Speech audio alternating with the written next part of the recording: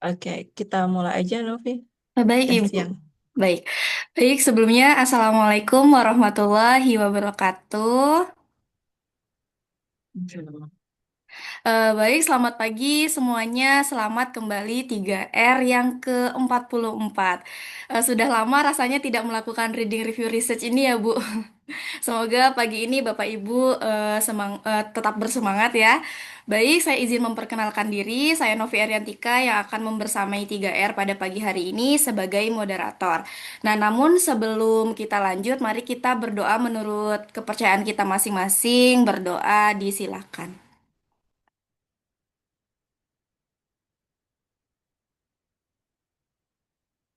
Baik, berdoa dicukupkan. Baik, Bapak Ibu, hari ini kita akan membahas artikel mengenai cara meningkatkan metode atau strategi mengajar dengan menggunakan perspektif cognitive load melalui dua jenis work example, yaitu ada work example proses dan produk. Nah, namun sebelum masuk pada sesi membaca artikel mengenai work example proses dan produk yang juga sebenarnya membuat saya penasaran, mari kita meminta pengantar terlebih dahulu oleh Chief Scientist kita, yaitu Ibu Endah Ratmawati. Halo Ibu, apa kabar Ibu? Halo, Novi. Alhamdulillah, baik. Baik, Ini Novi sudah lulus S2, teman-teman semua. ya Alhamdulillah. Jadi, eh, kalau dulu mungkin masih mahasiswa waktu mengisi 3R sebelumnya, sekarang sudah sebagai lulusan S2, sudah memiliki gelar magister. Oke, Ya, terima kasih Novi. Em, Baik, selamat pagi semua. Assalamualaikum warahmatullahi wabarakatuh. Waalaikumsalam. Salam semangat. Terima kasih sudah mengorganisasikan, sudah mengatur untuk kita mulai lagi merutinkan membaca artikel bersama. Sekaligus kita belajar bagaimana penelitian dilakukan dan bagaimana mempublikasikan hasil penelitian. Jadi read, review, research gitu kan. Eh, Read, sebenarnya read-nya itu lebih dari satu kali. Read, itu review, read again, and review. Kemudian kita akan memiliki fondasi melakukan penelitian yang kuat. Ketika penelitiannya baik, maka potensi untuk publikasinya juga akan baik. Em, Kali ini, seperti tadi disampaikan, kita akan belajar membedakan proses oriented dan product oriented work example. Work example sudah kita bahas berkali-kali, ini pertemuan ke-44, artinya sudah 44 kali membahas tentang seputar work example dan cognitive load. Work example contoh pembahasan. Jadi kalau di dalam matematika umumnya kan ada soal matematika, ada masalah matematika, lalu siswa bisa belajar dari pembahasan soal tersebut. Nah, pembahasannya itu sebaiknya kita tulis seperti apa? Apakah langsung jawaban akhirnya, kunci jawaban akhirnya, atau kita beri langkah-langkah bagaimana menghitungnya, atau kita kasih rumusnya aja, atau kita kasih rumus sama detail cara menghitungnya, atau dikasih rumus juga diberi penjelasan. Misalkan L sama dengan A kali T dibagi 2. Dalam kurung ini adalah rumus luas segitiga. Kita beri keterangan seperti itu atau tidak usah. Misalkan ada hitungan L sama dengan A kali T dibagi 2 kan. Nah, itu misalnya perkaliannya adalah L sama dengan 3 kali 8 bagi 2. Maka lebih baik 8 dibagi 2 dulu. Supaya kita langsung mendapatkan hasil pembagian yang dengan bilangan yang lebih kecil daripada 3 dikalikan 8 baru dibagi 2. Itu kan teknik ya, itu strategic knowledge namanya. Nah, perlu nggak sih ditunjukkan dalam bentuk penjelasan? Em, Sebaiknya 8 dibagi 2 dulu karena 8 adalah bilangan genap supaya tidak kita tidak terlibat dalam perkalian bilangan besar. Perkalian dengan bilangan besar, pembagian bilangan besar akan meningkatkan risiko salah hitung. Misalnya begitu, apakah perlu diberi penjelasan atau enggak usah? Biar siswa menemukan sendiri, kenapa ya 8 dan 2-nya dibagi dulu, dicoret gitu kan istilahnya kalau kita. Hmm. Nah, itu produk dan proses oriented. Sedetail apa sih kita memberikan contoh pembahasan kepada siswa? Procedural knowledge-nya, konseptual knowledge-nya, apakah strategic knowledge-nya juga? Itu juga perlu ditulis di dalam work example-nya. Bagaimana hasil-hasil penelitian sebelumnya berkaitan dengan penyajian work example? karena konten work example juga sangat banyak ya. Jadi ketika kita membahas tentang pembelajaran work example efektif atau tidak efektif, maka kita harus bertanya dulu work example-nya yang seperti apa. Karena beda konten, beda penyajian akan beda hasilnya. Oke, kita pelajari sama-sama dari artikel ini. Jian, terima kasih yang sudah yang sudah menemukan artikelnya dan akan membacakan untuk kita semua. Kita sama-sama pelajari baris per baris sehingga nantinya kita jadi lebih tahu, oh menelitinya begini, oh mempublikasikannya seperti ini. Mudah-mudahan kita semua nanti akan mendapatkan publikasi yang berkualitas, berdampak, dan bermanfaat untuk kita semua. Semoga selalu mendapatkan kemudahan untuk belajar dan terus semangat. Jangan lupa bawa catatannya, dicatat apa yang perlu kita catat supaya nanti memudahkan kita untuk mempelajari lagi isi dari artikel ini. Oke, saya kira pengantar dari saya itu kita belajar membedakan work example gitu ya yang dari hasil penelitian. Oke, nah teman-teman yang hadir di sini sepertinya ada beberapa yang meneliti tentang work example juga. Oke, ya nanti kita ingatkan untuk on kamera supaya bisa memberikan semangat pada Jen. Oke, saya kira itu terus semangat, semangat terus. Terima kasih. Assalamualaikum warahmatullahi wabarakatuh. Waalaikumsalam warahmatullahi wabarakatuh. Terima kasih atas pengantarnya, Ibu. Nah, saatnya kita lanjut ke sesi membaca artikel yang dibacakan oleh Jan Gloria. Baik, Jan, apakah sudah siap? Sudah, Mbak. Baik, waktu dan tempat dipersilahkan. Baik, terima kasih Ibu Endah dan Mbak Novi. Saya izin share screen.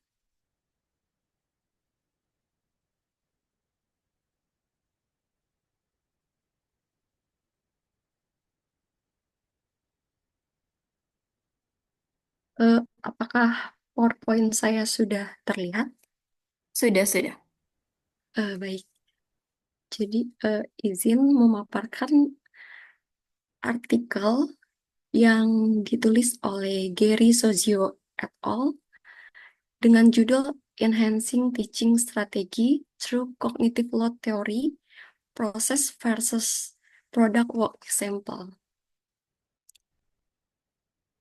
Jadi penelitian ini didasarkan oleh teori cognitive load, di mana ada dua jenis example yang disajikan pada penelitian ini. Seperti yang sudah dijelaskan oleh Ibu Endah tadi, bahwa example terdiri dari proses dan produk. Perbedaan kedua work example ini terdapat pada jenis yang proses work example. Pada proses oriented work example ini tidak hanya menyajikan informasi strategis, tetapi juga menyajikan pengetahuan prinsip. Lalu penelitian ini berfokus untuk meneliti mengenai efektivitas work example dalam pembelajaran yang tidak terstruktur, khususnya mengenai pemahaman dan implementasi New South Wales Quality Teaching Model yang berfokus pada komunikasi substantif. Penelitian ini terdiri dari 85 mahasiswa dari suatu universitas, program pengajaran, lalu alur dari eksperimen ini, partisipan yang mengikuti penelitian ini akan dibagi menjadi 3 kelompok, di mana kelompok pertama adalah proses work example, yang kedua product work example, dan yang ketiga adalah conventional problem solving. Hasil dari penelitian ini menunjukkan bahwa yang pertama, proses work example itu lebih unggul daripada product work example. Yang kedua, product work example itu lebih unggul daripada problem solving konvensional. Dan yang ketiga, pada kelompok problem solving, hasil task difficulty rating scale-nya itu lebih tinggi dibandingkan kelompok lainnya. Jadi artinya bahwa peserta pada kelompok problem solving konvensional ini merasa kesulitan pada saat menyelesaikan tugas. Selanjutnya, pada bagian introduction, yang saya highlight adalah peneliti menjelaskan kebanyakan penelitian cognitive load theory itu dilakukan dalam pembelajaran yang terstruktur. Pembelajaran yang terstruktur itu contohnya matematika. Kenapa matematika? Karena terdapat langkah-langkah prosedural untuk mencapai suatu solusi. Sedangkan pembelajaran yang tidak terstruktur itu kurang diteliti. Pembelajaran yang tidak terstruktur itu seperti pada bidang humaniora dan seni. Oleh karena itu, penelitian ini bertujuan untuk menyelidiki. Kan biasanya WE itu diimplementasikan di pembelajaran yang terstruktur. Nah, bagaimana kalau WE ini diimplementasikan di pembelajaran yang tidak terstruktur? Dan penelitian ini menggunakan New South Wales Quality Teaching Model. Ini adalah framework yang dikembangkan oleh Departemen Pendidikan New South Wales yang terdiri dari 3 dimensi. Tetapi pada penelitian ini fokusnya pada komunikasi substantif. Jadi alasan peneliti menggunakan komunikasi substantif sebagai objek penelitiannya karena menurut peneliti memahami dan mengimplementasikan komunikasi substantif ini dalam kelas adalah hal yang kompleks bagi pemula, bahkan bagi yang expert. Karena terdapat 3 karakteristik komunikasi substantif. Oleh karena itu, tantangan ini akan lebih signifikan lagi bagi novice karena pengetahuan awalnya terbatas dan pengalaman mengajarnya juga kurang. Untuk bagian materials dan methods, penelitian ini menggunakan desain eksperimental di mana nanti proses work example dan produk work example ini disajikan pada video di mana terdapat anotasi atau caption gitu ya pada rekaman video. Nah, anotasi ini berisi atau menunjukkan apakah komunikasi substantif pada adegan itu ada atau tidak ada. Oleh karena itu, pertanyaan penelitian dan hipotesis dari artikel ini, yang pertama, apakah peserta yang disajikan dengan proses mencapai skor kinerja yang lebih tinggi?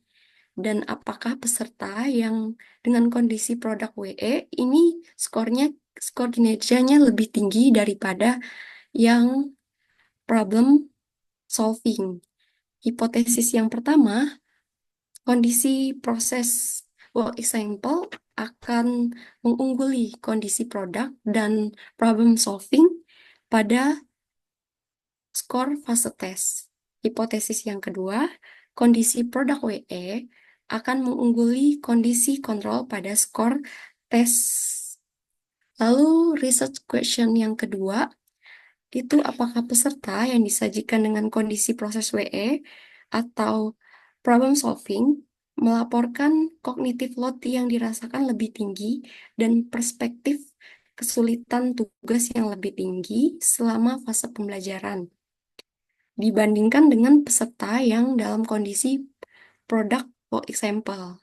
Hipotesis yang ketiga, proses work example atau control condition ini akan melaporkan kognitif cognitive load yang tinggi daripada peserta yang di kondisi produk WE selama fase pembelajaran. Sedangkan hipotesis yang keempat, kondisi proses WE atau kondisi kontrol akan melaporkan persepsi kesulitan tugas yang lebih tinggi daripada produk WE selama fase pembelajaran.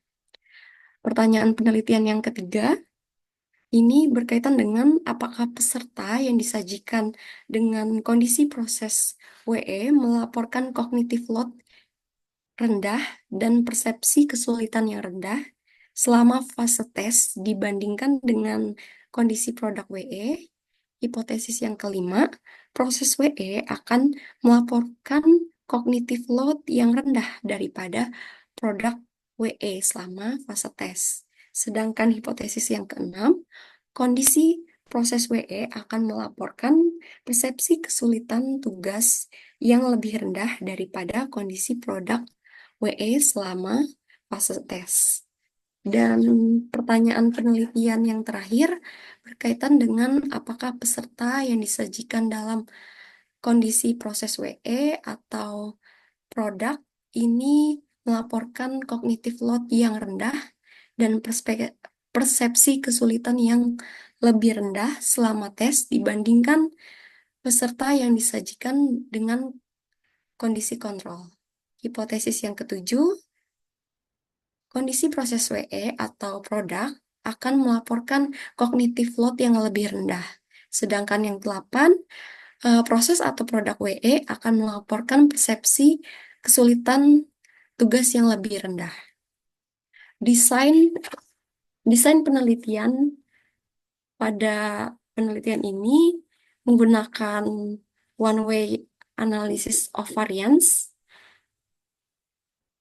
variabel independen terdiri dari proses WE, produk, dan kontrol. Sedangkan dependen terdiri dari performance test items, cognitive load subjective rating scale, dan yang ketiga ada task difficulty subjective rating scale. Ini adalah contoh instrumen yang digunakan dalam penelitian ini. Lalu, seperti yang sudah dijelaskan di awal bahwa partisipan pada penelitian ini terdiri dari 85 mahasiswa dari salah satu universitas. 85 mahasiswa itu terdiri dari Master of Teaching dan Bachelor of Primary Education. Pada proses WE, rentang usianya dari umur 21 hingga 26, laki-lakinya ada 11, perempuannya ada 29, totalnya ada 40. Master of Teaching-nya ada 27 peserta, sedangkan bachelornya ada 13 peserta. Begitu juga dengan kondisi instruksional, produk WE, dan problem solving. Selanjutnya ada prosedur. Prosedur yang diterapkan dalam penelitian ini juga sama seperti yang sudah kita terapkan, yaitu terdiri dari 3 fase. Yang pertama ada introductory, learning, dan tes. Introductory ini durasinya 15 menit, learning 25 menit, dan tes ini 20 menit. Jadi, pada fase introductory, peserta di setiap kondisi instruksional, baik di proses, produk, maupun problem solving ini disajikan PowerPoint dengan slide sebanyak 16 yang isinya memperkenalkan New South Wales Quality Teaching Model tersebut dan fokus pada komunikasi substantifnya. Selanjutnya, pada fase ini peneliti juga memastikan bahwa peserta itu memahami struktur, tujuan, dan tugas dari eksperimen ini. Prosedur akan dijelaskan secara konsisten dan disesuaikan dengan setiap kondisi instruksional.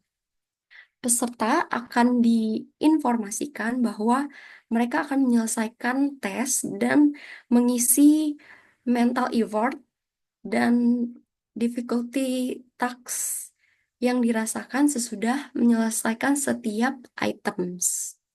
Lalu pada fase yang kedua, yaitu fase pembelajaran yang durasinya 25 menit ini, disinilah siswa belajar melalui work example. Jadi ini adalah salah satu contoh work example, proses work example, di mana di sini menjelaskan tentang pengetahuan prinsip. Jadi kalau di desain dari product oriented work example itu hanya menyajikan kalimat yang di akhir yaitu SC is evident atau SC not evident. Sedangkan di proses itu ada penjelasan kenapa SC-nya is evident, kenapa nggak not evident, itu dijelaskan dengan T teacher dan student. Jadi ini adalah alasan kenapa eh, komunikasi substantifnya itu ada. Lalu setelah siswa belajar melalui work example, siswa akan menyelesaikan tugas yang terdiri dari 3 tugas. Yang pertama ada recall, yang kedua ada near, dan yang ketiga ada for transfer. Selanjutnya pada bagian result, berdasarkan hasil dari rata-ratanya, bisa kita lihat bahwa pada kelompok proses work example yang tugas 1 yaitu recall task ini memperoleh nilai yang lebih tinggi dibandingkan produk dan kontrol. Begitu juga totalnya. Berdasarkan hasil analisis one way ANOVA menunjukkan bahwa ada perbedaan yang signifikan pada skor kinerja tes di antara ketiga kelompok ini dengan P-nya 0,013. Karena signifikan, maka dilanjutkan dengan uji post hoc 2K. Uji post hoc 2K ini menunjukkan bahwa proses work example juga secara signifikan lebih tinggi daripada produk work example dengan P-nya 0,02 dan effect size-nya sedang. Untuk tugas yang pertama juga signifikan dengan nilai 0,016. Uji post hoc-nya untuk tugas yang pertama, proses WE itu secara signifikan lebih tinggi daripada produk dengan nilai 0 dengan P 0,013. Namun pada tugas yang kedua dan yang ketiga tidak signifikan. Dari hasil analisis data ini diperoleh diperoleh bahwa hipotesis 1, hasil daripada tugas 1 dan skor tes keseluruhan membenarkan hipotesis 1 yang menunjukkan kinerja lebih tinggi untuk peserta dalam kondisi proses WE dibandingkan dengan yang produk. Namun perbandingan proses WE dengan problem solving tidak signifikan secara statistik. Lalu yang hipotesis kedua ini tidak menghasilkan hasil yang signifikan. Meskipun tadi skor rata-ratanya tinggi untuk kondisi yang produk.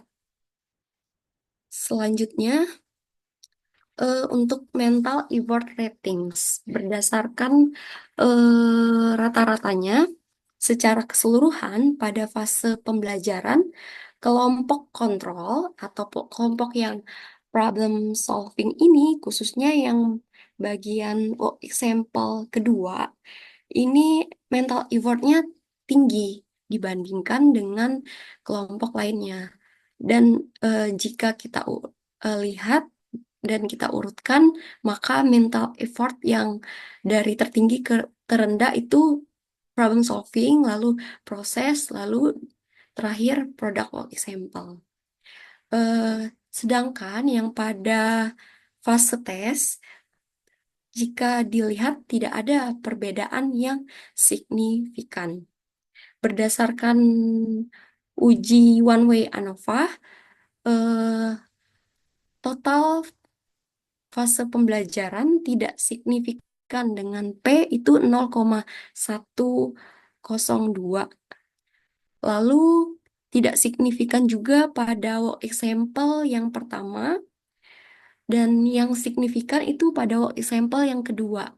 Setelah dilakukan uji post hoc pada mental effort untuk WE kedua ini, proses dan produk secara signifikan lebih rendah dibandingkan problem solving. Lalu di fase fase tes yang di bagian totalnya juga tidak signifikan dan tidak signifikan juga pada tugas yang pertama, kedua, dan yang ketiga. Hasil dari analisis data ini menjawab hipotesis ketiga, 5, dan 7. Yang ketiga itu menunjukkan bahwa bahwa peserta dalam kondisi kontrol ini merasakan upaya mental effort yang lebih tinggi daripada yang dalam kondisi proses maupun produk. Sedangkan hipotesis yang kelima ini tidak mencapai 5 dan 7 ini tidak mencapai signifikansi statistik. Berarti menolak H0. Selanjutnya pada bagian task difficulty ratings, pada bagian ini secara keseluruhan tidak ada perbedaan yang signifikan. Berdasarkan hasil uji ANOVA-nya, total learning fase total learning-nya juga tidak signifikan dengan nilai P 0,001, lalu dilanjutkan dengan post hoc menggunakan Dunet test yang pada kondisi ini kontrol lebih maaf, kelompok kontrol lebih signifikan dibandingkan dengan kelompok produk work example, di mana efek size-nya itu lebih besar, lebih tinggi. Sedangkan work example pada bagian yang pertama itu tidak signifikan, tetapi signifikan pada work example yang kedua. Ini juga dilakukan uji lanjut dan signifikan di bagian kontrol, yaitu problem solving, yang dibandingkan dengan proses dan produk, di mana P-nya 0,019. Selanjutnya, signifikan pada total fasenya. Dilanjutkan dengan uji lanjut 2K, diperoleh bahwa kelompok kontrol memperoleh hasil yang lebih signifikan dibandingkan dengan produk WE dan proses work example dengan efek size sedang. Lalu untuk tugas yang pertama itu tidak signifikan, tetapi tugas yang kedua itu signifikan. Dilakukan uji lanjut, hasil dari uji lanjut bahwa secara signifikan signifikan dibandingkan dengan produk work example. Lalu yang ketiga, main effect untuk tugas yang ketiga itu tidak signifikan. Hasil analisis data tersebut diperolehlah yang pertama menjawab hipotesis yang keempat, yaitu ada perbedaan yang signifikan antara kondisi kontrol dan produk WE, dan kondisi kontrol ini memiliki rata-rata yang lebih tinggi, secara khusus untuk work example yang kedua. Kondisi kontrol ini juga melaporkan persepsi kesulitan yang secara statistik lebih tinggi dibandingkan kondisi proses WE dan produk WE. Lalu yang hipotesis ke-8 terdapat yang ke-6 tidak mencapai signifikansi statistik. Selalu hipotesis yang ke-8 terdapat perbedaan signifikan dalam persepsi kesulitan tugas antara proses WE maupun produk WE dan kontrol. Kondisi kontrol atau kondisi problem solving secara signifikan melaporkan bahwa persepsi kesulitan tugasnya lebih tinggi selama fase tes daripada proses maupun produk.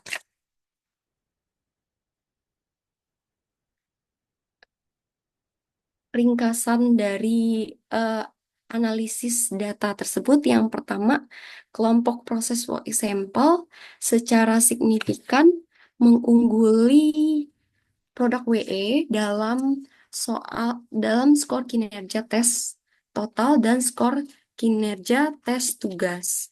Lalu yang kedua, penilaian mental effort rating scale untuk work example yang kedua selama fase pembelajaran untuk proses work example dan produk work example ini secara signifikan lebih rendah daripada kondisi kontrolnya.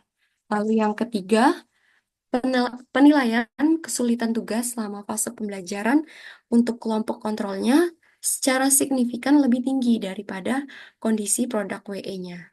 Dan yang keempat, penilaian kesulitan tugas selama fase tes untuk kelompok problem solving secara signifikan lebih tinggi juga daripada proses WE dan produk WE.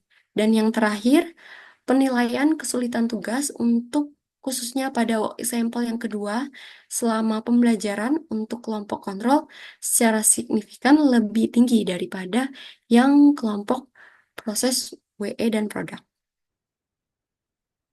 Pada bagian discussion ini diperoleh bahwa pertanyaan pada penelitian ini, perbandingan dari kinerja tes menunjukkan bahwa kondisi proses WE secara signifikan mengungguli kondisi produk WE. Namun, tidak ada perbedaan signifikan antara proses WE dan kontrol.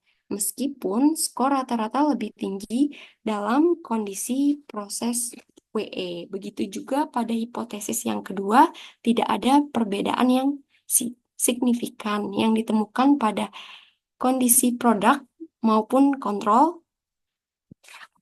Lalu pertanyaan yang ketiga, juga tidak ada perbedaan yang signifikan dalam upaya mental effort yang dirasakan atau kesulitan yang dirasakan selama fase pembelajaran, baik pada kondisi proses maupun produk. Hal ini bertentangan dengan hipotesis yang ketiga dan keempat. Jadi, pada hipotesis ketiga tidak ada perbedaan signifikan yang ditemukan dalam penilaian mental effort yang dirasakan selama pembelajaran pada pada kondisi kontrol dan produk work example. Lalu pada hipotesis keempat ini ada perbedaan yang signifikan dalam kesulitan tugas yang dirasakan selama pembelajaran antara kondisi produk WE dan kontrol. Selanjutnya, untuk penelitian yang ketiga tidak menghasilkan perbedaan yang signifikan dan gagal mengkonfirmasi hipotesis yang kelima dan yang keenam. Lalu pertanyaan penelitian yang keempat ini bertujuan untuk menentukan apakah kondisi proses WE atau produk WE menyebabkan kesulitan tugas yang dirasakan lebih rendah daripada peserta dalam kelompok problem solving. Hasil menunjukkan adanya perbedaan signifikan dalam kesulitan tugas yang dirasakan dan hal ini juga sudah dijelaskan tadi pada hipotesis ke-8. Pada bagian conclusion, jadi untuk penelitian pada bidang cognitive load selanjutnya, diperlukan lebih banyak penelitian untuk mengeksplorasi domain pembelajaran yang seperti ini, yang tidak struktur, untuk memahami bagaimana kondisi instruksional yang berbeda mendukung keterlibatan siswa. Ini juga dapat berbentuk pada studi kuantitatif maupun kualitatif. Contohnya studi eksperimental di mana peserta di mana dilakukan untuk menyelidiki proses dan produk, tetapi juga yang kualitatif, memberikan wawasan tentang bagaimana peserta terlibat dengan contoh soal yang terstruktur. Lalu, yang kedua, arah yang menjanjikan untuk penelitian ini adalah menguji bagaimana peserta yang novice dan expert ini terlibat pada proses maupun produk WE dalam pembelajaran yang tidak terstruktur, baik yang lebih memahami maupun baik yang lebih memahami pemikiran dan proses mereka.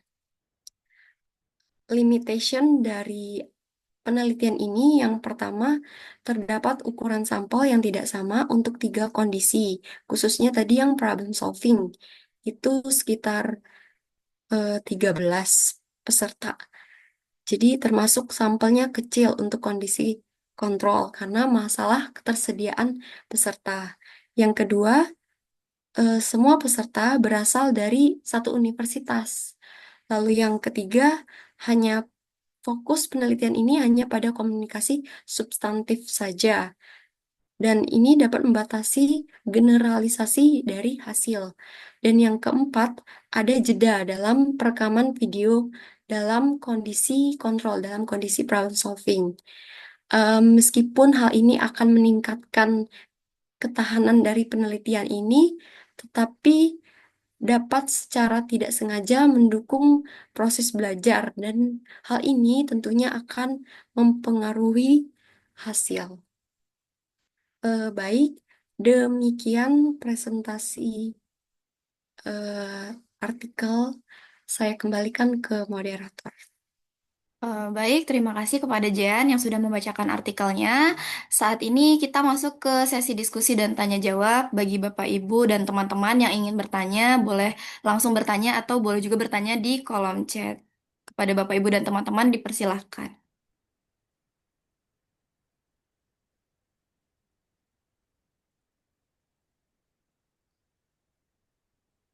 Sepertinya tidak ada ya. Jika tidak ada, mungkin dari Ibu ada tambahan. Kak Novi izin tanya kaitannya dengan Oh, mungkin nanti tambahan dari Bu Endah juga saya kaitannya kualitatif tadi kan menarik ya.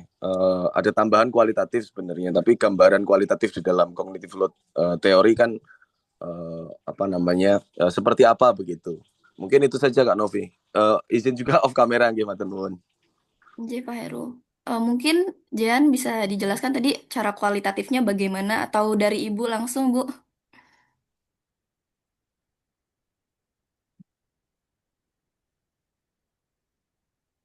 Baik, izin menjawab Bapak.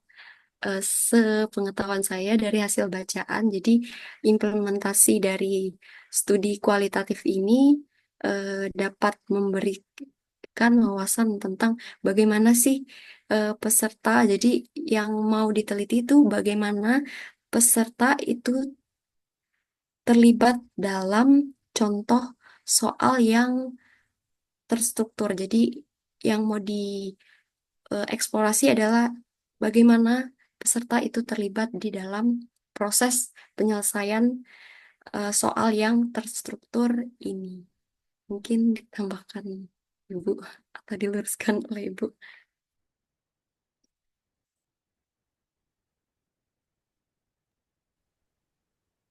Baik, terima kasih Jan. Mungkin dari Ibu ada tambahan, Ibu.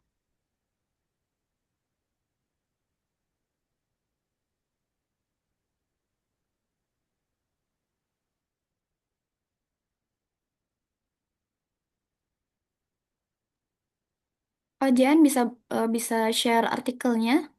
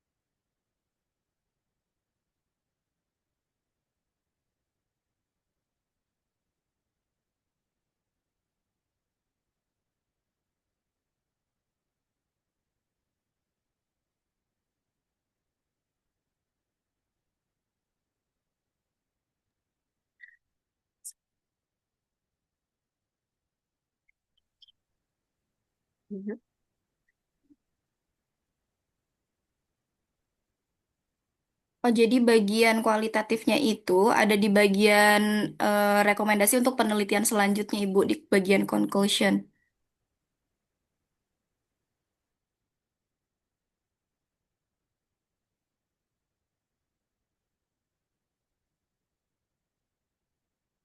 Iya, Ibu, untuk saran penelitian selanjutnya.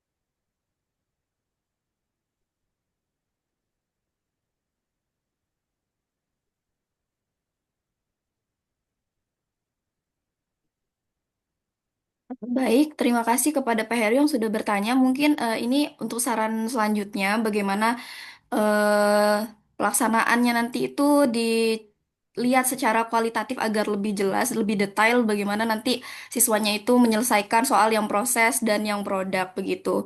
Mungkin nanti bisa lebih didiskusikan lagi kepada Ibu, karena jujur kalau saya sendiri belum pernah meneliti tentang kualitatif gitu. Apakah sudah cukup, Pak Heru? JJ, makasih Kak Novi. Baik, terima kasih atas pertanyaan. Mungkin teman-teman dan Bapak Ibu yang lain ada yang ingin ditanyakan.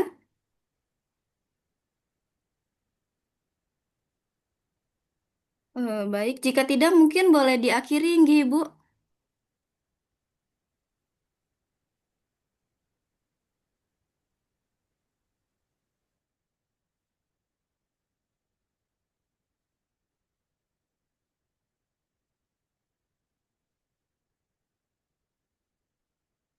Dibahas. Oh, baik, Ibu.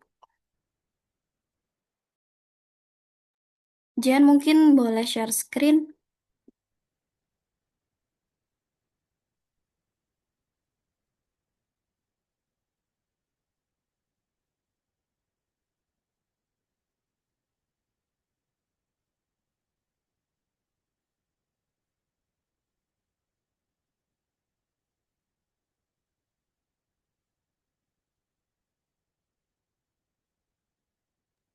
Baik, ini salah satu contoh dari desain proses oriented work example dalam penelitian ini. Jadi bedanya proses sama produk kan, kalau proses itu menyajikan pengetahuan prinsip atau menyajikan kenapa jawabannya seperti itu. Jadi di proses oriented work example ini ada keterangan teacher sama studentnya. Jadi ini alasan kenapa ini contoh ini merupakan komunikasi substantif. Sedangkan di produk nanti yang eh, T dan S ini tidak ada, cuman disajikan komunikasi ini substantif atau tidak. Jadi perbedaannya di situ. Jadi ada penjelasan kenapa kok contoh ini merupakan contoh komunikasi substantif. Seperti itu. Itu perbedaan desain, proses sama produknya. Oh, berarti yang proses itu lebih detail ya penjelasannya. Misalnya kalau di soal matematika di penelitian saya kan tentang garis dan sudut ya, Jan. Nah, berarti itu tuh kalau yang proses misalnya langkah pertama. Nah, langkah pertama itu ini merupakan kenapa dia itu sehadap gitu. Itu dijelasin ya secara detail kenapa sehadap. Kalau misalnya yang produk itu kayak hanya untuk ya udah ini karena ketemunya Hmm. ini jadinya Mm-mm. sehadap begitu. Terus kalau Iya, misalnya dia sadap jadinya 180 dikurang berapa begitu. Tapi kalau proses dijelaskan secara detail begitu ya. Atau Iya, bagaimana? seperti itu. Dari artikel ini dijelaskan kenapa kok eh, contoh ini merupakan komunikasi yang substantif. Oh, karena ada ada interaksi dan ada reciprocal conversation. Seperti itu, Mbak. Jadi ada alasannya gitu. Seperti yang Mbak Novi jelaskan juga tadi. Mungkin kalau dari Jean, apakah sudah ada contoh yang matematikanya atau sudah buat? Mungkin biar kita lebih paham. Sudah ada, Mbak. Mungkin boleh ditampilkan Saya tampilkan. satu saja ya.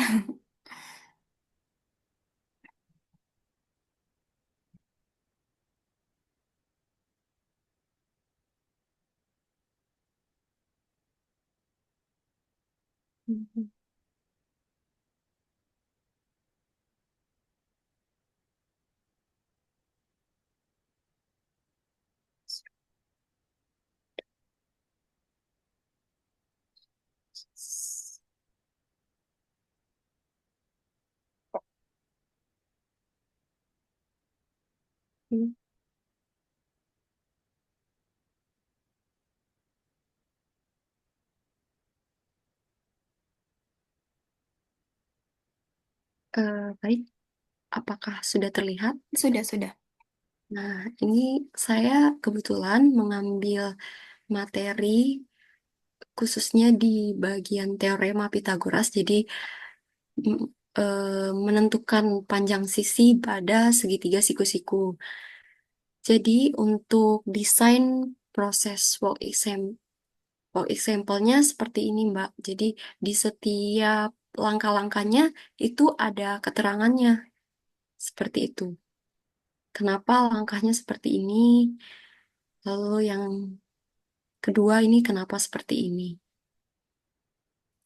Itu desain dari proses oriented, Mbak. Lalu untuk produk berarti tidak ada penjelasan step by stepnya begitu.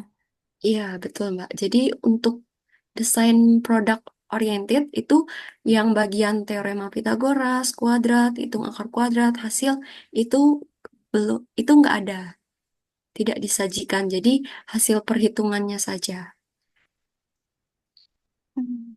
Berarti proses itu lebih pada menjelaskan langkah-langkahnya ya, bukan alasannya kenapa misalnya ini kan menentukan panjang X, Y, dan Z itu alasannya kenapa gitu.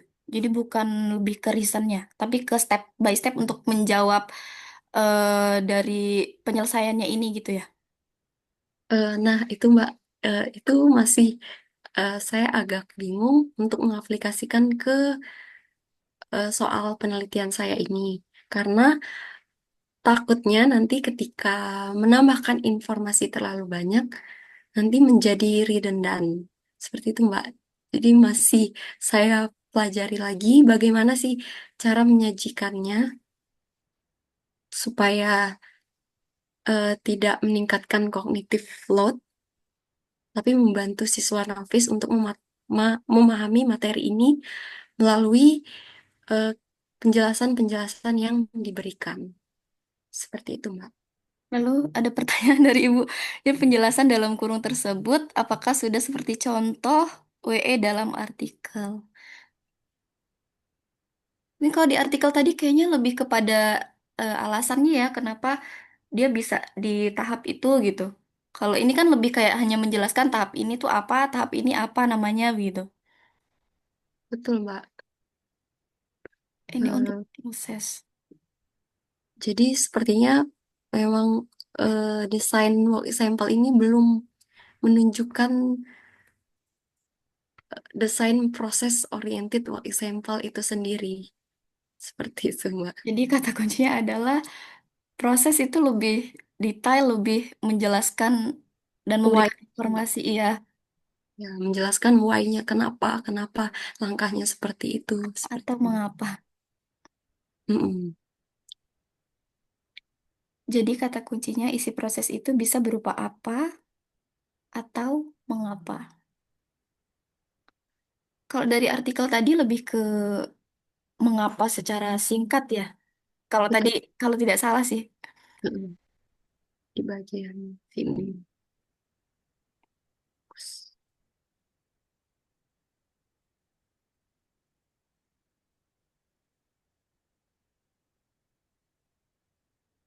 Berarti kalau produk itu langsung pada step-step pada penyelesaiannya ya. Jadi nggak ada penjelasan apapun lagi. Tidak ada, Mbak. Fokusnya cuman ke langsung ke apa pengoperasiannya ini. Jadi nggak ada penjelasan kenapa langkah ini seperti ini, itu tidak ada. Seperti yang mungkin Mbak juga desain itu jenisnya produk. Baik, terima kasih kepada Jan. Mungkin apakah ada tambahan dari Ibu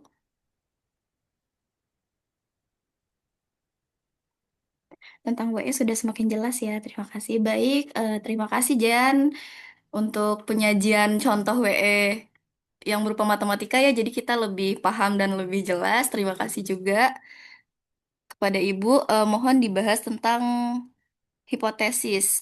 Hipotesis Ibu maksudnya. Oh, hipotesis dalam artikel ditulis bagaimana? Mungkin Jan tadi boleh di-share ulang tentang penulisan hipotesisnya.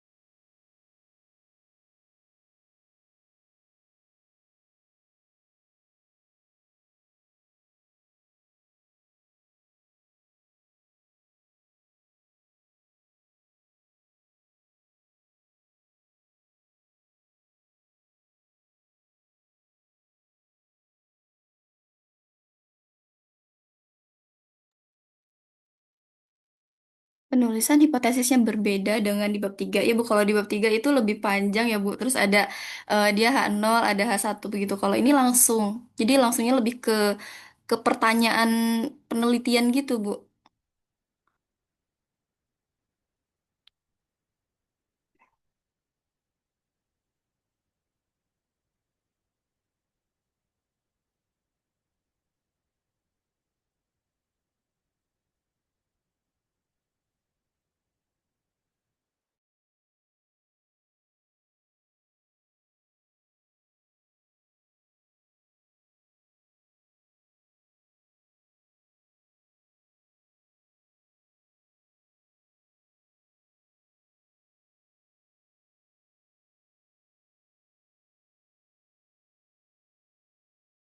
Iya, jadi pada hipotesis penelitian ini, bukan pertanyaan penelitian ini, jadi kan pertanyaannya ada dua ya, apakah peserta yang disajikan proses itu mencapai skor kinerja yang lebih tinggi, dan apakah peserta yang disajikan dengan kondisi produk WE itu mencapai skor yang lebih tinggi. Terus hipotesisnya juga ada dua, yang dimana dugaan dari pertanyaan penelitian itu yang terdiri dari kondisi proses akan mengungguli kondisi produk dan kontrol pada skor fase tes.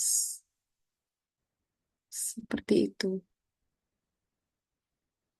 Jadi mungkin kalau di tesis itu kita buatnya itu menjadi satu-satu masing-masing pertanyaan ya. Kalau di tesis lebih kayak yang kan ini pertanyaan penelitian yang pertama ini ada dua ya sebenarnya, tapi digabung menjadi satu pertanyaan penelitian, tetapi nanti hipotesisnya dibagi menjadi dua bagian. Seperti itu. Itu sih menurut saya perbedaannya dengan yang di tesis.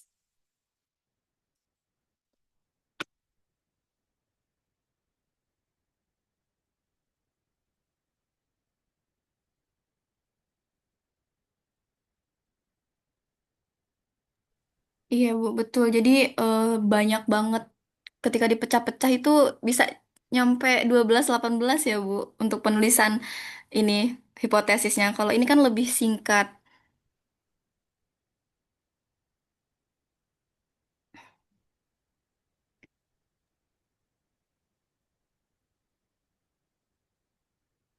Mbak Novi bisa masuk, izin masuk. Oh, bisa, Ibu, disilahkan. Oke.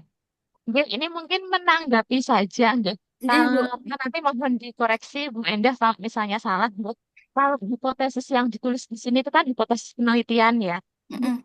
Penelitian ini bisa dijawab dengan beberapa hipotesis statistik. Sementara yang kita tuliskan sama dengan satu sama dengan itu kan hipotesis statistiknya gitu.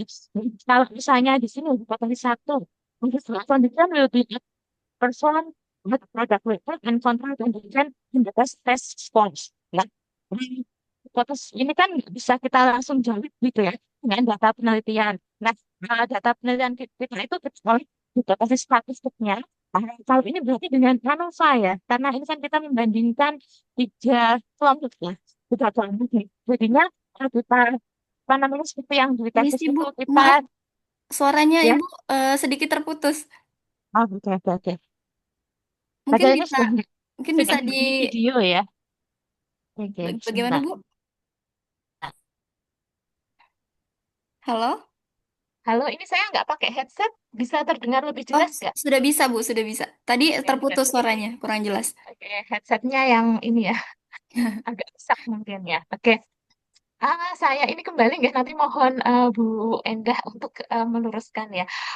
Untuk hipotesis yang ditulis di artikel ini kan hipotesis penelitian ya. uh, Pertanyaan untuk menjawab pertanyaan penelitian dan untuk menjawab research questionnya itu ya.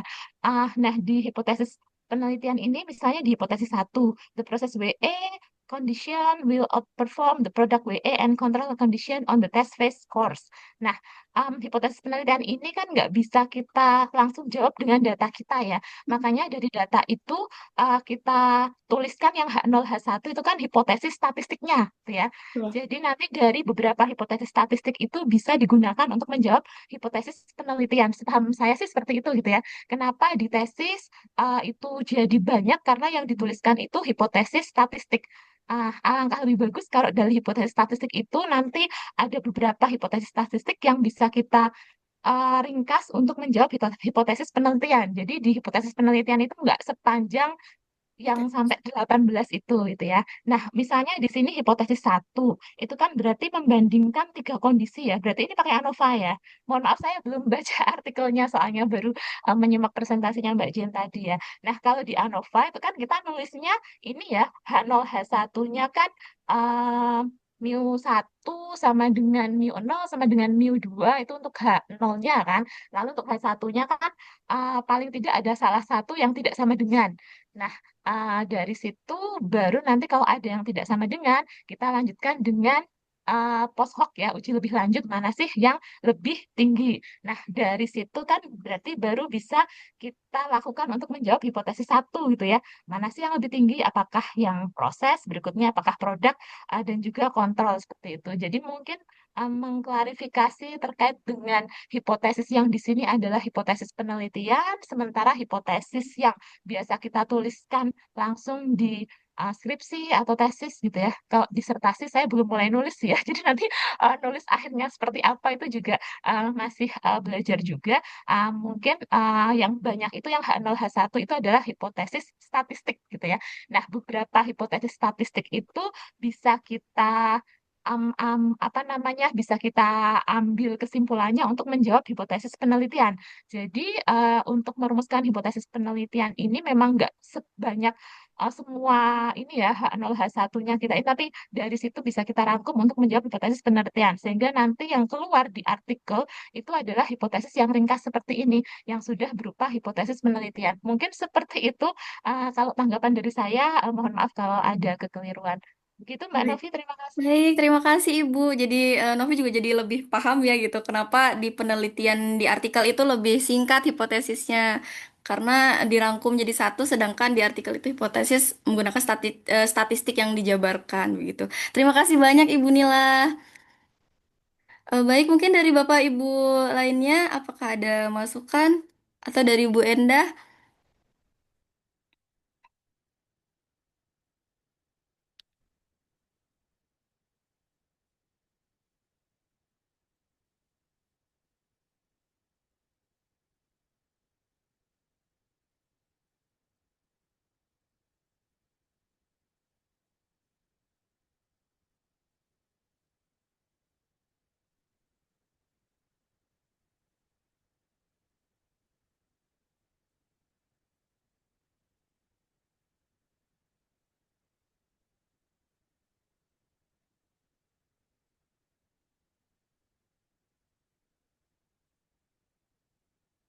Baik, jika sudah jelas mohon dibuka bagian conclusion, Jian.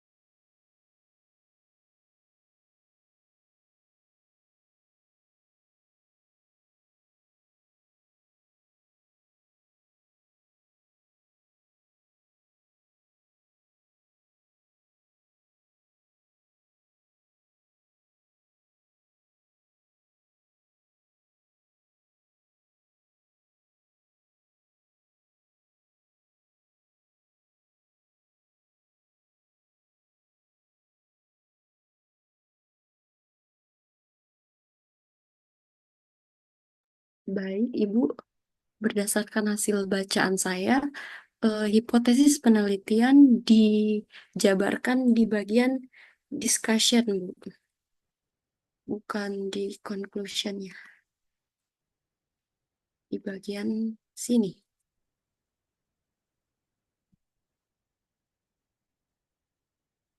Jadi, hipotesis penelitiannya dijabarkan di bagian discussion, di mana di sini sudah dijelaskan secara rinci bagaimana jawaban pertanyaan penelitian yang pertama, lalu kaitannya dengan hipotesis-hipotesisnya. Seperti itu, Ibu.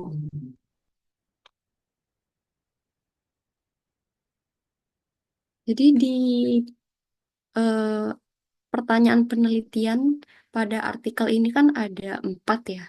Di sini juga sudah dijelaskan ada research question number one, lalu ada hipotesis yang kedua, lalu research question nomor 2, lalu ada hipotesis 3 dan 4, lalu ada eh, pertanyaan penelitian yang ketiga, lalu 5 dan 6, dan yang keempat.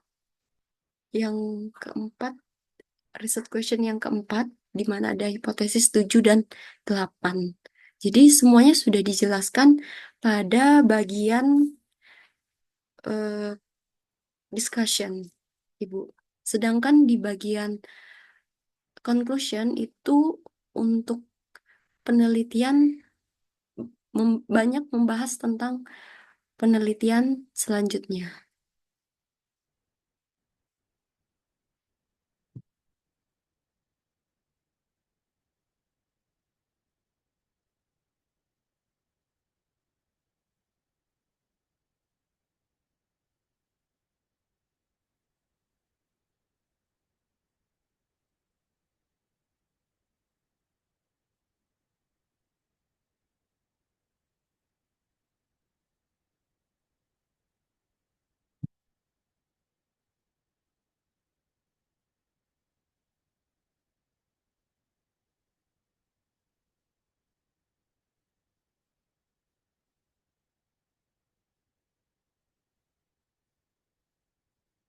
Ya, Ibu.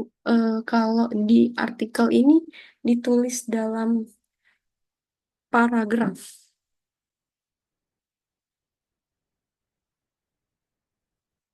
Dan menurut saya lebih ringkas dan lebih lebih bagus menyajikannya dalam bentuk paragraf. Dan sebenarnya itu kalau menurut saya sama sih, Bu. Penyajiannya saja yang berbeda dan lebih diringkaskan lagi.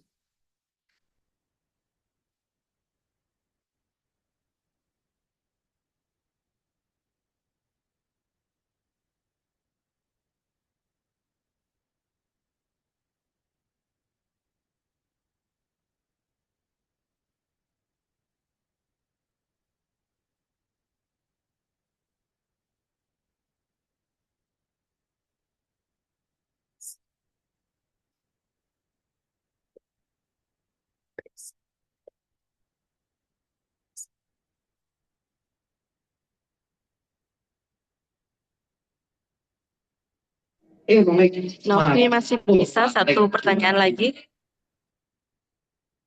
Baik, Ibu. Baik kepada Bapak Ibu dan teman-teman yang ingin bertanya, disilakan. Saya izin bertanya Mbak Novi, J, disilakan.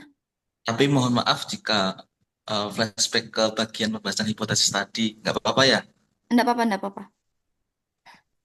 Em, Tadi kan artikel ini itu terkait dengan bukan dua kali dua ya, tetapi ada tiga kelompok varian, ada WE produk, WE saat menyusun artikel kan di kita kebanyakan dua kali dua, di mana ada main effect satu, main effect dua dari faktor dua, dan interaksi. Saat memasukkan di hipotesis di artikel, saya sempat bingung apakah yang saya masukkan itu menurut main effect satu dua lalu interaction, atau kita memilih hipotesis dari yang di deskripsi atau tesis kita kan ada 18. Apakah kita itu memilih beberapa hipotesis saja yang kira-kira itu berdampak atau signifikan dalam penelitian kita, atau kita menuliskannya dalam menurut main effect begitu. Karena saya baca beberapa artikel ada yang dua kali dua tetapi hanya menuliskan yang berdampak atau lebih spesifik ke bagian interaksinya. Begitu ada yang menurut main effect juga. Jadi apakah main effect satu eh, signifikan, apakah main effect dua signifikan, dan apakah ada interaksi. Dan ada juga yang menuliskan lebih spesifik di interaksinya. Misalkan apakah misalkan pada penelitian saya itu apakah pemberian prompts pada multimedia workshop itu lebih baik dibandingkan pada cetak atau seperti itu. Jadi itu yang sampai sekarang pun saya bingung, dan akhirnya kemarin saya memilih memasukkan menurut main effect. Jadi ada tiga hipotesis begitu. Kalau di artikel ini kan saya baca sekilas, mohon maaf jika salah, itu dia pertanyaan penelitiannya umum, tetapi hipotesis satu dua dari setiap rumusan masalah itu dia lebih ke posoknya atau membandingkannya dua-dua begitu. Nah, apakah di kalau penelitiannya dua kali dua itu harus seperti itu? Mungkin bisa pencerahan yang lebih tahu agar lebih simpel dan mewakili semua penelitian begitu. Oh, baik, terima kasih Bayu atas pertanyaannya. Mungkin Jan ingin menjawab atau bagaimana? Atau dari Bapak Ibu ada yang ingin memberikan masukan? Kalau dari saya sendiri, Bayu, kalau misalnya artikel-artikel yang sudah dibaca sejauh ini, itu kalau misalnya tidak ada pengaruh itu memang tidak dibahas secara lanjut ya.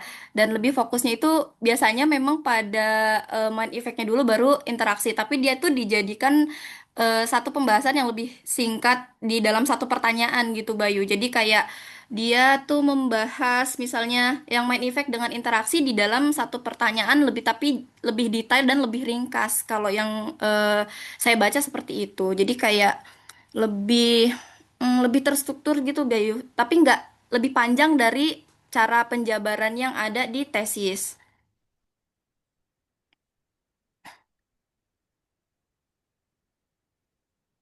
Mungkin dari ibu atau dari bapak ibu lainnya ingin memberikan masukan.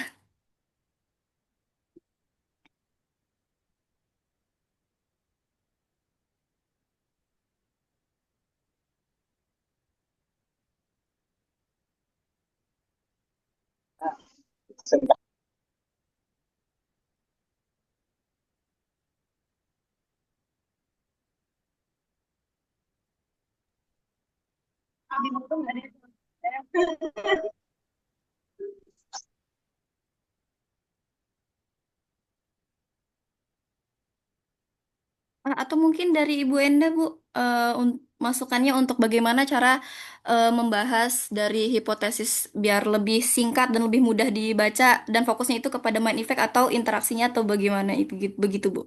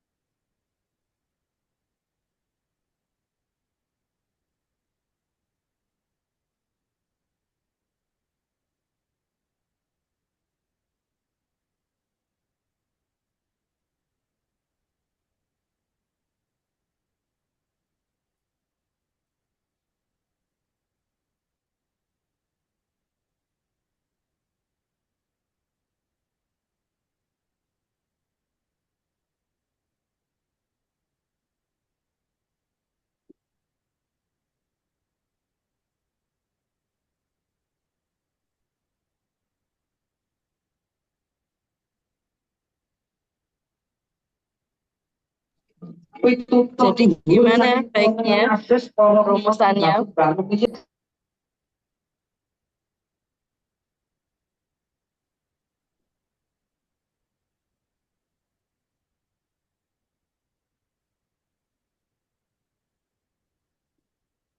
Halo Ibu, bagaimana Ibu?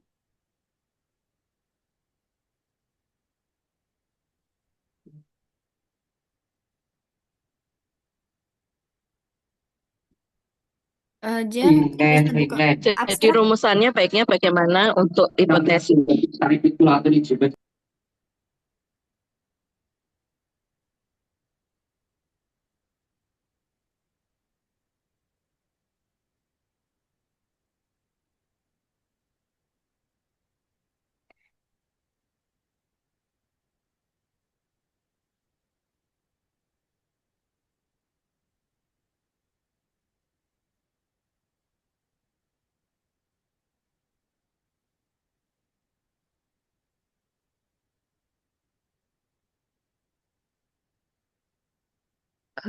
Baik, izin menambahkan kalau berdasarkan artikel ini yang saya baca di hasilnya itu cuman menjelaskan main effect sama jika signifikan maka dilanjutkan dengan uji posoknya.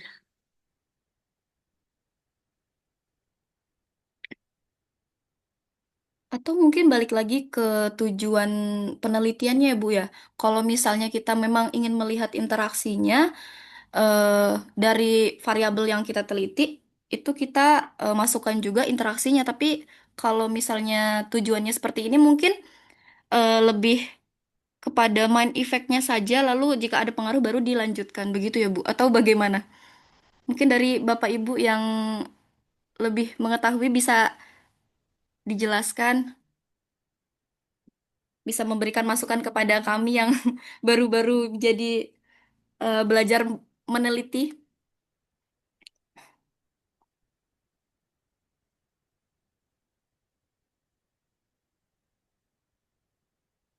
Jadi rumusan hipotesis yang sering dilihat di artikel adalah teoritik. Sedangkan yang ada di tesis tadi yang seperti dijelaskan Bu Nila itu lebih ke statistik tuh.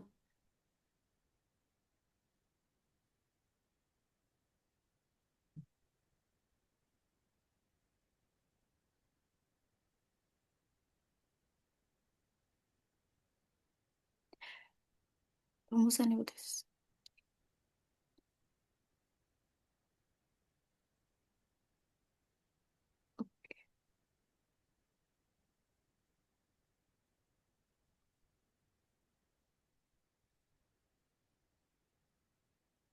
Berarti keduanya itu memang diharuskan masuk ya Bu pada pembahasan di hasil, baik itu main effect atau interaksinya gitu.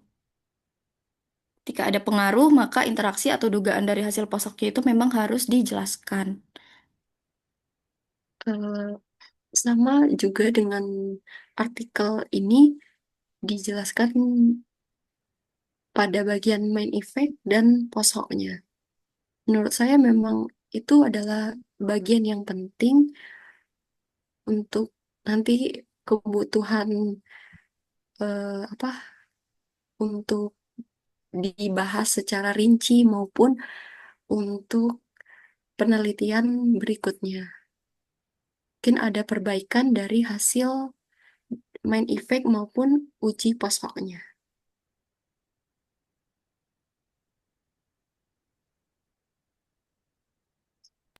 Baik, suara saya jelas nggak Sudah Bu, kalau sudah kayak jelas gini Bu. Mbak dan Mas? Oke, saya sudah bisa melipir em, apa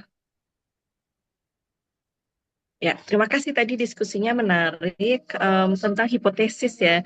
Ini tadi ada masukan dari Bu Nila juga bahwa ada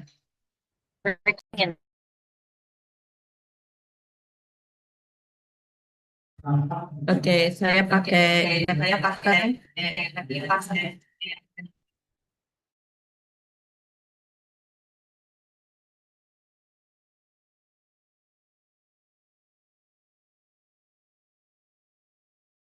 suara saya terdengar lebih jelas barangkali. Sudah Ibu, sudah jelas Ibu. Oke, baik. Terima kasih.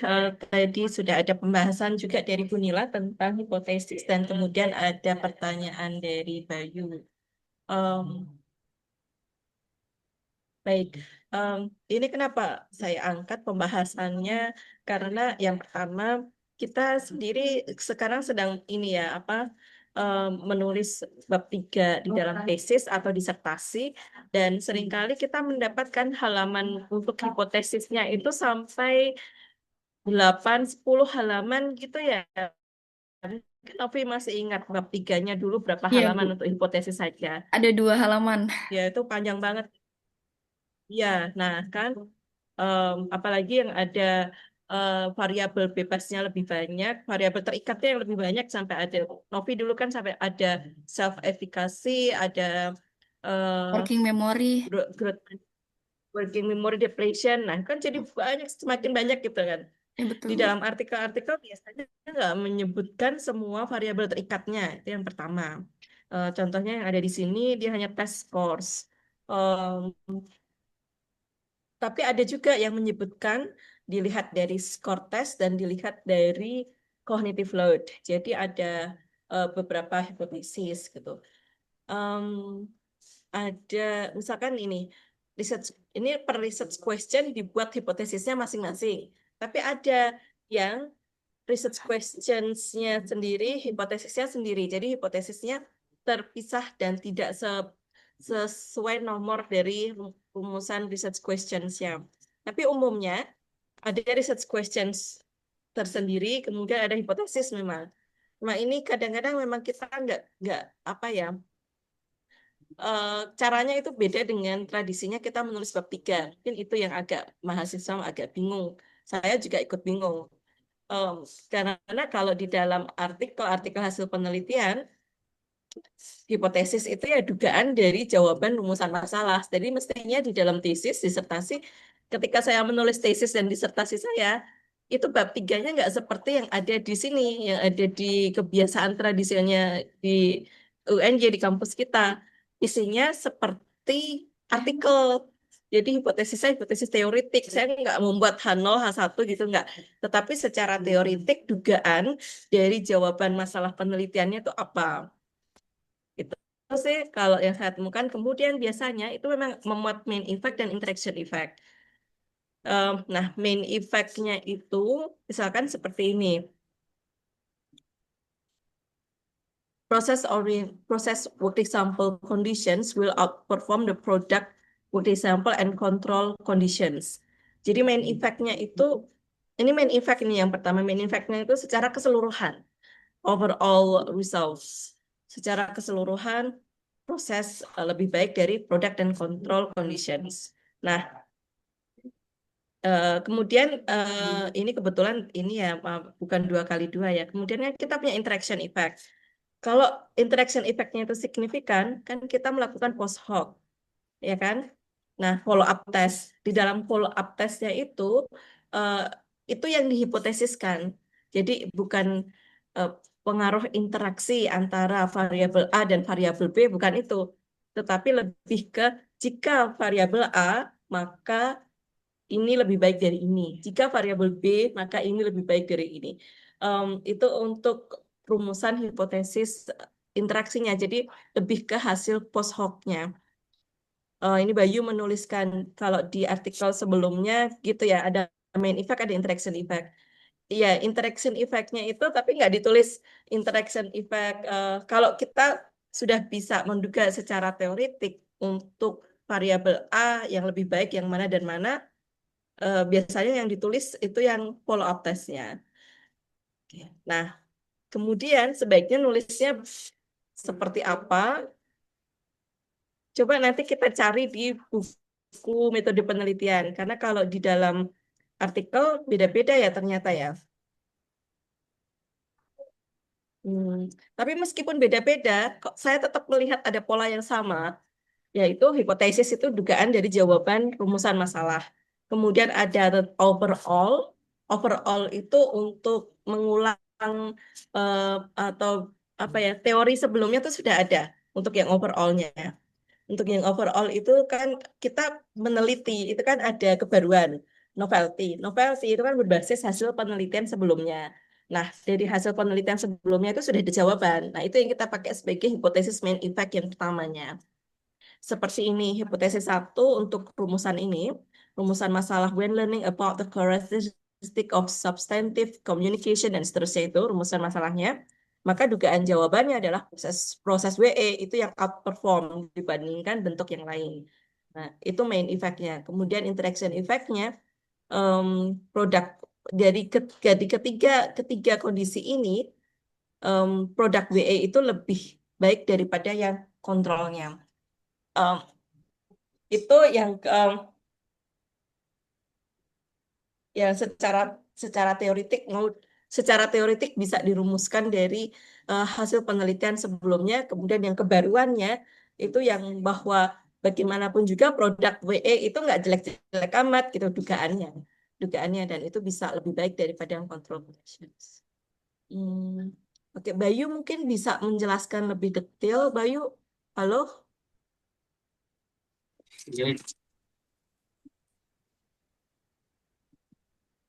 Ya, kalau gantian share screen gimana? Bayu share screen. Baik, Bu. Belum bisa share screen Bu saya, Bu. Minta izin Novi.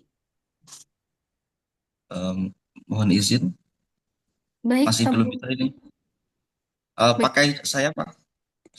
Nama saya ada 2. Di sini saya pakai laptop dan Oh, baik, boleh. Bisa share screen, Bayu, sebentar. Sebentar, Bayu. Oke. Oke, sudah. Sudah bisa? Baik. Sudah. Baik, mohon izin. Ini artikel yang saya telusuri dari 3R sebelumnya terkait dengan tracing. Kemarin itu saya sempat bingung saat menyusun hipotesis karena baca beberapa artikel penulisannya berbeda, format sih, lebih ke format berbeda karena 2 kali 2, dan banyak yang saya temukan itu bukan 2 kali 2, jadi bingung. Terus saya nemu artikel ini di mana cara menulis hipotesisnya itu di bagian overview dan present study. Di sini ya ada tujuan penelitiannya apa, terus dimulai dari hipotesis pertama. Jadi di sini penelitiannya itu 2x2 dengan faktor pertama itu pakai tracing atau tidak, dan format penyajian pembelajarannya yaitu split attention dan integrated. Jadi multimedianya split attention atau integrated dengan tracingnya ya atau tidak. Jadi ada dua main effect, ada dua faktor, mohon maaf. Nah, untuk hipotesis pertama di sini partisipan yang disajikan dengan integrated itu akan lebih baik retensinya dan komprehensinya dibandingkan dengan split attention. Artinya kan ini secara tidak langsung membahas main effect yang penyajian pembelajaran multimedianya begitu. Untuk yang hipotesis kedua, partisipan dengan menggunakan tracing itu akan lebih baik retensi dan komprehensinya terhadap skor ini untuk 2A, cognitive load untuk 2B, dan Jermannya untuk 2C. Nah, ini kan secara nggak langsung juga membahas untuk main effect yang kedua, yaitu yang pakai tracing, faktor tracing. Terus yang ketiga, di sana akan ada interaction effect antara tracing strategi dengan interactional format. Nah, ini kan interaksi. Nah, ini yang sementara saya jadikan patokan untuk artikel saya, draft saya, jadi saya memilih menuliskannya seperti ini. Tapi ada artikel lain juga nggak seperti ini, tapi langsung mengarah ke hasil interaksi yang mungkin lebih berdampak di artikel tersebut, jadi nggak dalam format menurut main effect atau interaksi begitu. Itu Bu yang bikin saya bingung. Ya, tolong Bayu di blog Bayu, di blog yang interaksi.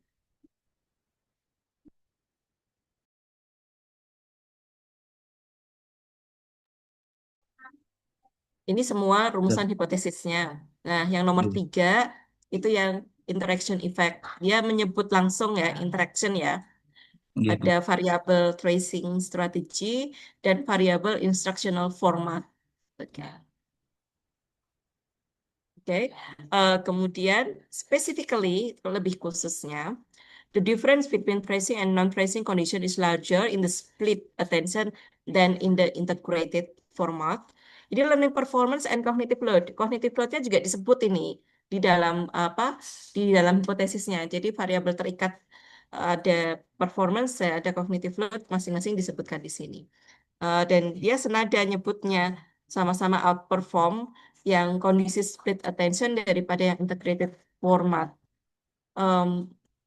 Jadi di sini meskipun ada interactions, tapi tetap dilanjutkan dengan secara apa ya, secara follow up testnya, untuk variabel tracing itu yang lebih baik adalah yang A atau yang B, lebih baik yang split atau yang integrated, dan dia menduganya lebih baik yang split attention gitu kan daripada yang integrated. Mungkin dia di atas sebelumnya ada secara teoritik tentang split attention itu yang bagaimana kan. Kalau kita lihat rumusan masalah yang pertama, presented integrated lebih baik dari split attention. Itu main effect ya. Karena satu variabel bebas tentang penyajian work example. Lebih baik yang integrated daripada yang split. Nah, tapi ini kan sudah sesuai dengan teori sebelumnya. Oke?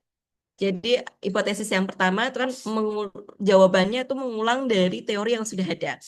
Itu umumnya di berbagai artikel itu hipotesis itu pasti kita mulai dari jawaban yang jelas-jelas sudah ada di penelitian sebelumnya. Karena kebaruan penelitian kita itu berbasis pada penelitian yang sudah ada. Jadi penelitian yang sudah ada adalah yang split lebih baik dari integrated lebih baik yang dari split attention. Itu di hipotesis pertama. Kebaruan penelitian kita itu ada di hipotesis kedua dan ada di hipotesis ketiga. Hipotesis keduanya itu tentang tracingnya, finger tracing dalam hal ini. Finger tracing akan lebih baik daripada tanpa tracing. Nah, itu yang kedua ini bisa jadi sesuatu yang baru kita teliti atau memang sudah ada penelitian sebelumnya. Jadi main effect juga. Kemudian diperdetil di yang ketiga, yaitu jawaban yang setelah kata specifically. Kadang-kadang ada artikel yang menyebutkan ada pengaruh interaksi ini dan ini. Umumnya hanya menyebut yang specifically-nya. Jadi kalau mau menulis interaksinya itu apa dan apa, boleh, tapi tetap lebih baik menurut saya dilanjutkan dengan secara khususnya hasil follow up tesnya itu apa yang diduga menjadi dugaan jawaban terbaik dari penelitian yang dilakukan. Begitu. Saya sudah ditutup share screen-nya. Nggak apa-apa, tapi apakah teman-teman sudah jelas? Ini sebetulnya kita sudah menemukan ya, polanya sama kan ya, Iya, Bu. Jian, dengan yang ini. Iya, Bu. Ternyata polanya sama. Hanya saja penyajiannya beda. Kalau yang di artikel yang dibaca Jian, masalah, hipotesis. Masalah, hipotesis. Kalau ini kan nggak, masalah, hipotesis. Oke. Kalau di tradisi kita nulis bab 3, H0, H1. Kalau di artikel jurnal internasional seperti ini, nggak pakai H0, H1, tapi jawaban secara teoritik. Kalau di artikel-artikel jurnal Indonesia, mungkin masih ada yang H0, H1. Jurnal internasional yang lain yang saya tidak tahu mungkin juga ada. Tetapi artikel-artikel dari jurnal yang saya baca itu kan kebanyakan memang dari APA, American Psychological Association, tradisi menulisnya seperti ini. Gitu ya. Nah, untuk melihat tradisi menulis, mahasiswa bisa membuka referensinya adalah APA Manual Publication. Saya tuliskan di kolom chat ya. Saya sudah pernah share belum ya APA Manual Publication. Di sana ada penjelasan tentang tradisi dalam penulisan. Dan tradisi ini berubah-ubah loh. Paling enggak 10 tahun sekali itu berubah tradisi penulisan di APA. Perubahan besar 10 tahun terakhir berkaitan dengan uji statistik adalah memasukkan effect size. Jadi di artikel yang Jian baca ada effect size kan ya tadi ya? Ya, di artikel yang di chat room tadi yang di-share oleh Bayu juga ada effect size. Maka sekarang tradisikan di dalam tesis juga nanti ada effect size. Jadi perubahan itu sesuatu yang wajar terjadi dan kita membaca itu supaya mengikuti perubahan-perubahan. Baik, dari saya itu tentang rumusan hipotesis. Apakah ada yang mau dibahas lagi atau ada yang mau bertanya? Sebetulnya saya ingin membahas juga tentang abstrak. Gimana? Masih pada tertarik membaca abstrak? Masih, Bu. Kalau masih, jangan bisa membuka bagian abstrak. Coba kita perhatikan penulisan abstraknya.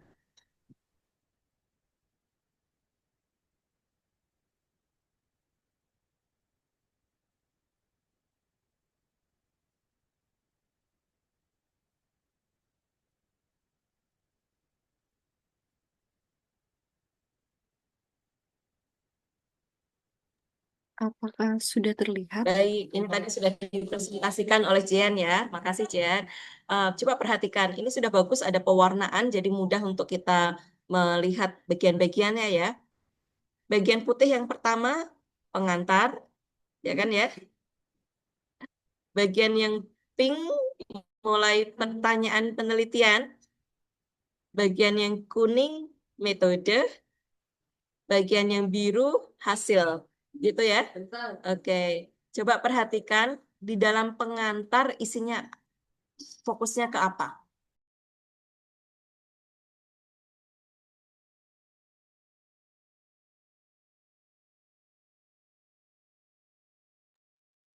Di dalam pengantar isinya adalah fakta.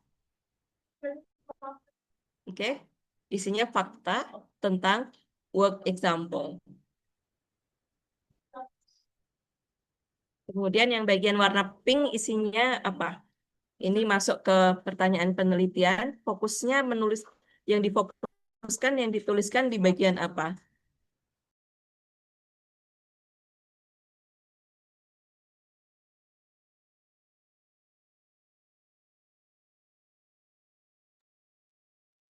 Tentang kedua jenis work example itu. Ya, masuk ke pertanyaan yang dipertanyakan ada dua jenis work example. Jadi pengantarnya, faktanya work example itu bisa mengurangi cognitive load dan melancarkan pembelajaran.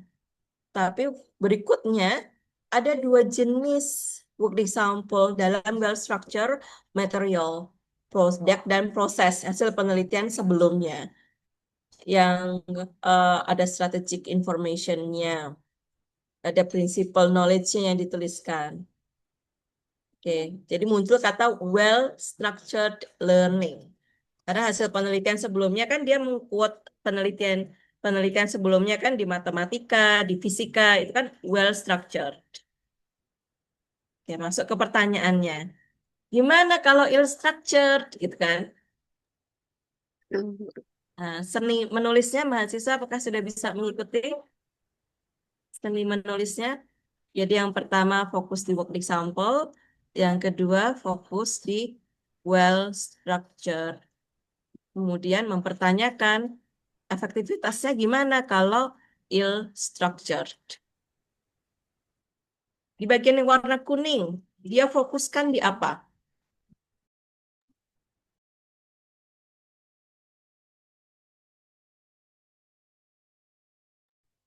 Ya, novelty dari penelitiannya dia. Studi ini membahas tentang apa? Iya, betul. Jadi penelitian dia sendiri. Di sini jumlah partisipannya disebutkan. Kemudian eh, materi di dalam WE-nya juga disebutkan, yaitu Quality Teaching Component of Substantive Communication. Jadi pembelajarannya tentang pembelajaran komunikasi melibatkan 85 university students. Oke. Ini dia nggak menyebut-nyebut jenis penelitian ini adalah, dia nggak nyebut itu. Dia nggak menyebut juga variabel bebas, variabel terikatnya adalah. Dia juga nggak menyebutkan menggunakan 2x2 menggunakan ANOVA ya, ini satu jalur ya. Atau menggunakan teknik analisis tertentu, dia nggak sebut. Jadi hanya dalam satu kalimat panjang ini, in a study with 85 university students enrolled in teaching programs, we investigated whether process work examples or product work examples better support identifying and applying knowledge regarding the quality teaching component of substantive communications. Dia nggak menyebut kelas kontrolnya juga ya di dalam sini. Jadi seni menulisnya itu kayak di blend gitu, dicampur gitu ya. Membuat pembaca itu ingin tahu, jadi ini variabel bebasnya apa ya? Variabel terikatnya apa ya? Jadi seperti kita harus bertanya. Dan nggak langsung bisa dapat jawabannya di sini. Tapi mungkin itu salah satu teknik yang membuat pembaca mau terus membaca. Karena ya harus dibaca, kalau nggak gitu nggak ketemu jawabannya. Sementara di dalam kalimat berikutnya yang warna biru ya, proses, produk, dan conventional problem solving, ini kan yang kelas kontrolnya. Itu baru disebutkan di sini. Jadi menyebutkan kelas kontrolnya tanpa menyebutkan itu adalah kelas kontrol. Results show that, jelas itu hasilnya. Nah, dari hasil yang sebanyak 6 baris ini. 6 baris ini, apakah mengulang yang ada di dalam conclusion tadi?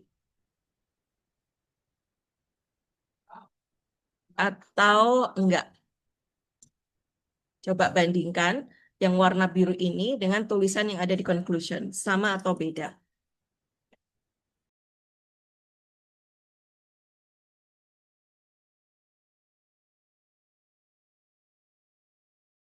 Berbeda, Ibu. Iya, beda. Oke. Bedanya gimana? Jadi kalau di conclusion itu lebih menjawab ke hipotesisnya, sedangkan kalau yang di sini itu seperti kesimpulan dari conclusion itu. Kesimpulan dari kesimpulan dari kesimpulan. Kalau Iya, kesimpulan dari jawaban. Jawaban dari penelitiannya itu sendiri adanya di bagian discussions. Results and discussion. Result jelas ya, discussion. Jawabannya itu sudah tertulis di sana, jadi nggak diulang-ulang. Inti dari intinya, apa sih yang ditanyakan gitu ya. Meskipun ketika kita menanya sesuatu dalam penelitian, kita membuktikan Nah, tapi kan inti dari intinya variabel-variabel terikat itu itu yang menjadi kesimpulan. Di sini yang menarik adalah ada kalimat ini 3 baris terakhir, yaitu signifikansi dari hasil penelitian. Ini jarang-jarang ada abstrak menulis begini. This study theoretically contributes to cognitive theory research.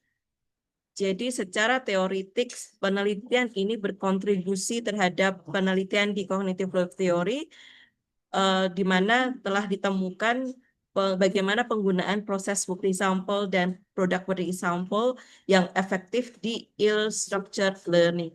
Ini jarang-jarang ada kalimat seperti ini, tapi ini kalimat kayak bluffing gitu ya, kalimat pamer.